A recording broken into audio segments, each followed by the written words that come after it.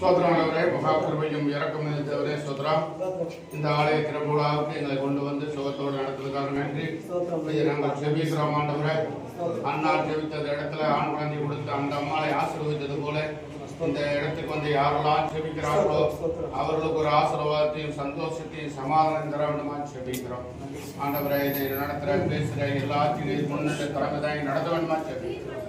இயேசு நாமத்தில் செபிக்கிறோம். சங்கீதம் 122. கர்த்தருடைய ஆலயத்திற்கு போவோம் வாருங்கள் என்று எனக்கு அவர்கள் சொன்னபோது மகிழ்ச்சியா இருந்தேன்.